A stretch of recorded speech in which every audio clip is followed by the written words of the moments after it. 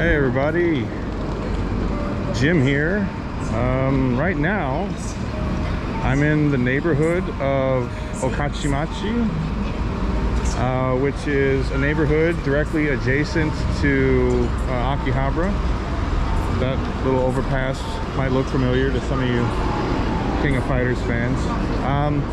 Here today because there's actually what looks like a pretty big hard-off in this neighborhood that I've never been to before.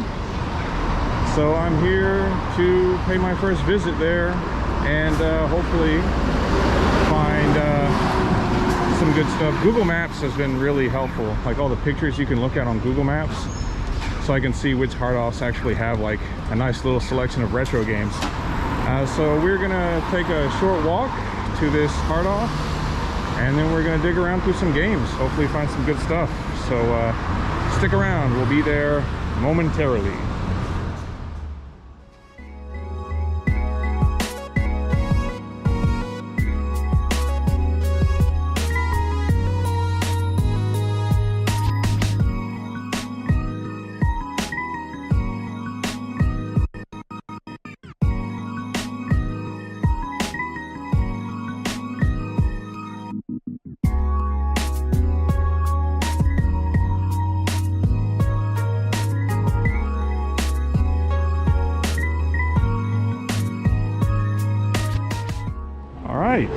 So that was actually a lot closer to the station than I thought. It's actually only like a 2-minute walk, so that's pretty cool. What we have here apparently is not just a hard-off, it's a hard-off, hobby-off combination place. So we've got all this stuff, trading cards, toys, plastic models, things like that. And we've got games and audio equipment and things. Just right out here in front of the store, there's a Core Graphics with the CD unit and interface unit. I guess they're just collecting dust. It's kind of a shame. Anyway, we're gonna get in this place. I'm not particularly interested in the figures and things, but we're gonna look for some retro games. So let's not dilly-dally. Let's not tarry. Let's get some games. シューティング新時代の幕開け、人類が未だかつて体験し得なかった空前絶後の稲妻が走る。スーパー CD ロムロムで過激に投資を。ゲート・オブ・サンダー by Edison.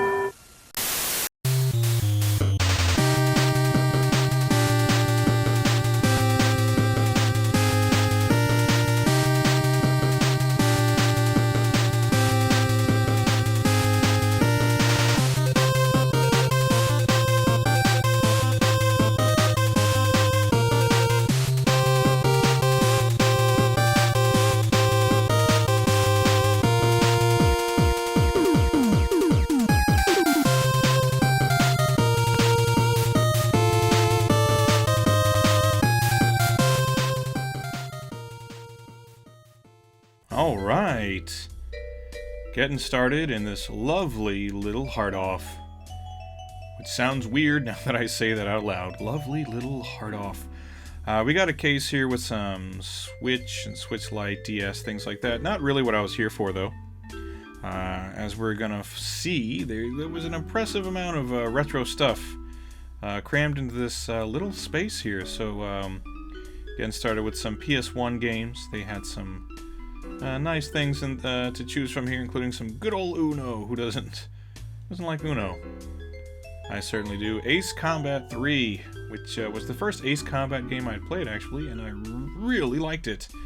And it's all like 500 yen, which the exchange rate right now, yen to dollars, is pretty damn good. You're saving like 12% if you do that exchange on pretty much everything. Crime Crackers, I'm pretty sure I've played that in the past. I think that's some sort of first-person, sort of action-y kind of game.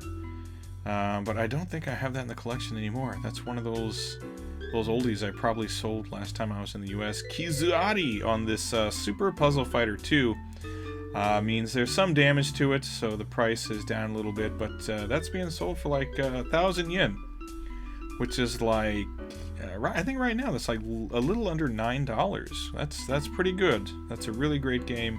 Kamen Rider V3, which I'm not terribly familiar with, but it does have one of those little blue things in there. Puyo Puyon. That's a nice Puyo Puyo game, and some Biohazard stuff.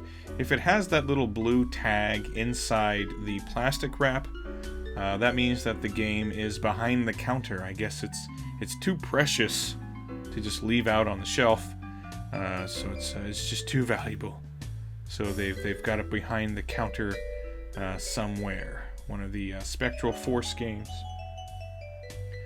Pretty cool series there. But yeah, loads of PS2 stuff. Most of this pretty cheap. King of Fighters 11, which is one I like a lot. That's $16.50 for that. Which, you know, KOF 11 is one of, if not my favorite KOF game. I mean, there's other, you know, really great ones too. 98, Dream Match, all that stuff. Yeah, Gunslinger Girl. I guess they took, you know, the character of Matilda from The Professional and just turned her into a whole series. Some Kinnikuman, Ultimate Muscle, one of those games. I've played a few of those, a few of the Kinnikuman, like one-on-one fighting / wrestling type games. They're usually pretty fun, very arcadey. Rockman X7, not the best Rockman game, not everybody's favorite by a long shot. Not a lot of fans of Axel out there, but still, Rockman, and not too terribly expensive. But we've got Vita games here, which is nice, some Fate, and some Ys, all that good stuff. Stuff like this, like Vita, PSP, PS2, PS3, all that stuff. You can usually find like a ton of that at any hard off or book off or anywhere you go, really, because that stuff is recent and sold like hotcakes. There's copies of stuff everywhere. We got some 360 games there. Very limited selection of 360. No secret that Xbox doesn't exactly fly off the shelves in Japan.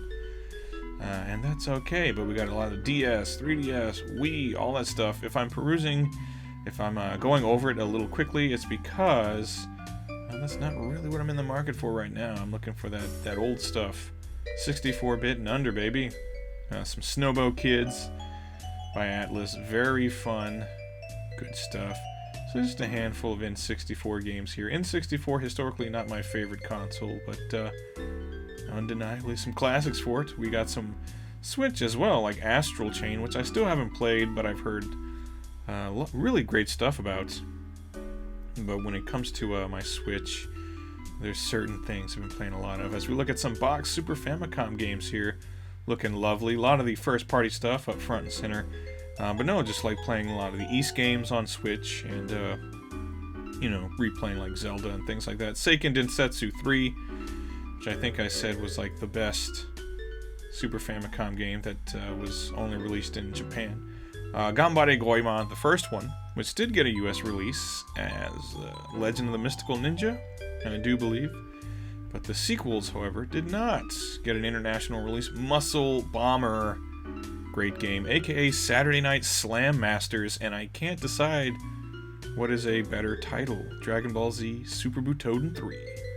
Super Butoden games, not bad games, and usually really cheap. Regardless, you find them boxed, you find them loose. You're not going to spend a whole lot of money on those. Again, Dragon Ball Z, really big property, sold lots. But we've got some Puyo Puyo games, some Donkey Kong, and some Bonk.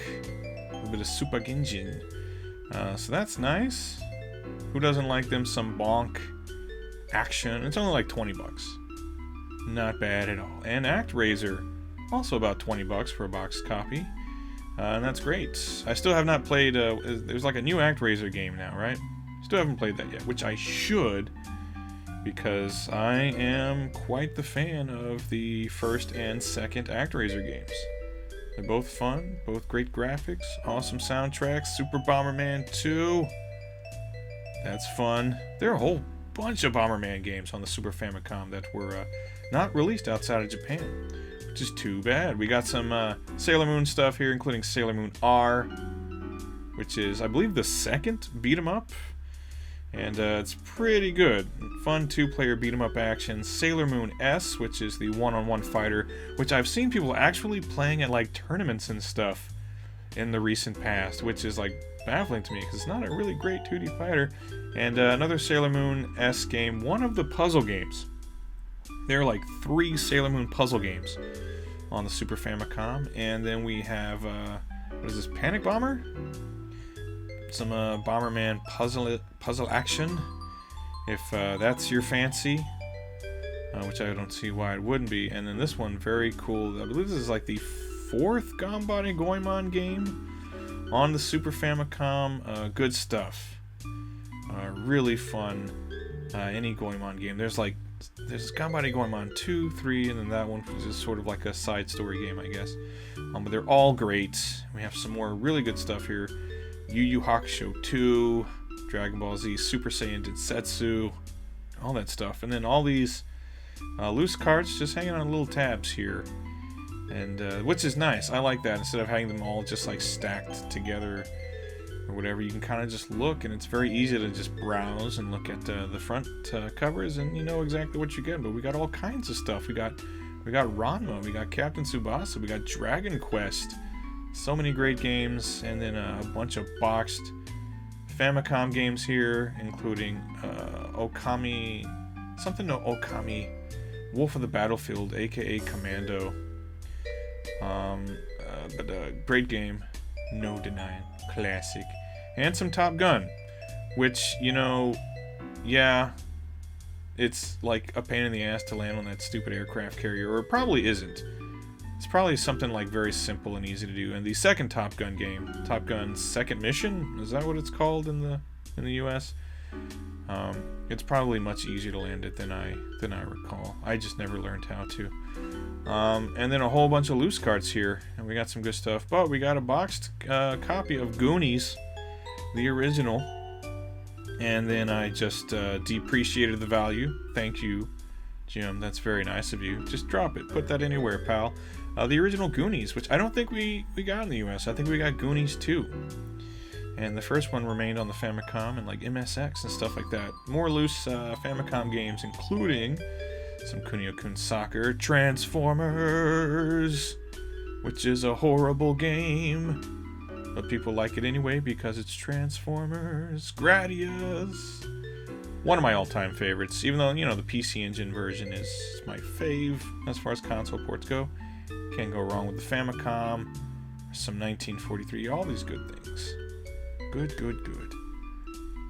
I mean, not everything is good, but most of it's good. And then loose Super Famicom carts, more loose Famicom carts. Like I said, in this tiny little space, they packed in quite a lot of good stuff. And then this nice little spinny rack, I love. I went through this quite in depth. We got Tiny Toon Adventures. That's 800 yen, and that's just lovely. And we got some DBZ games. We got some Mappy, some King Kong, if that's your fancy.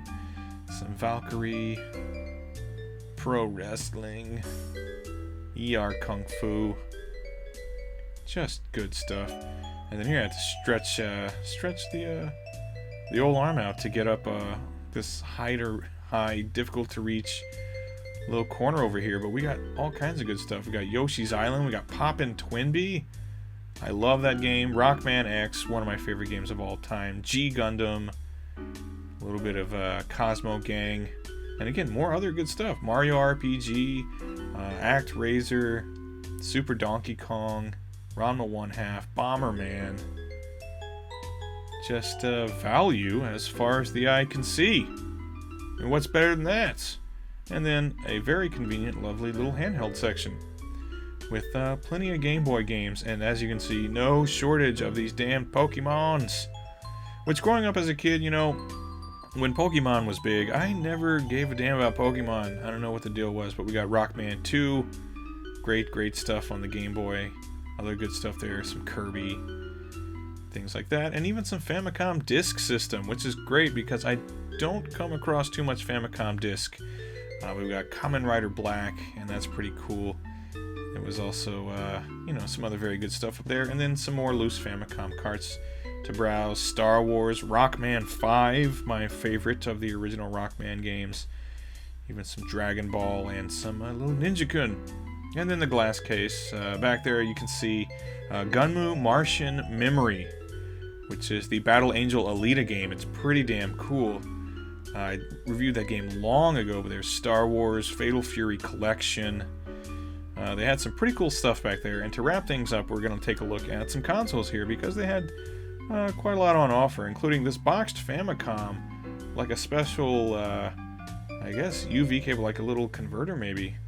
But it can be used with a bunch of different Nintendo consoles. That was 1,100 or 11,000 yen, excuse me, about $100 for that. That's quite steep. We got some PlayStations here though, 66 and 77. AV Famicom, the Model 2. It's 8,800 yen, so under 80 bucks or about 80 bucks, and it's got a 3-month warranty on it, which is, you know, outstanding. Actually, a lot of these consoles, they're marked as having 3-month warranties on them. And that's just something that, I don't know, can you think of a lot of places that offer 3-month warranties on, you know, 30, 40-year-old game consoles? Anyway, that's going to wrap it up for here. Quick look around. Anyway, let's get outside. Okay, so that was okay, I guess. Not too bad. All the games were concentrated into one little area, but it was quite a lot in a very small space, so I had a lot of digging to do. I did buy a bag of games though. I think I got like 24 or 25 games, and it came out to about, I think maybe with exchange, about $115 for like 20 something games, so that's not so bad. So anyway, the hard off hobby off combo here in Okachimachi, it's pretty cool. Like I said, it's all, you know, all the games are really densely concentrated into one little corner of the shop, but there was a lot of stuff to pick from, so pretty cool. Anyway, I'm actually gonna walk around a bit more, explore Okachimachi a little bit. I'm not very familiar with the area, so that should be fun. But until next time, everybody, thanks for watching, and do come back. We'll do some more game hunting. So take care, everyone, and I'll see you then. Goodbye.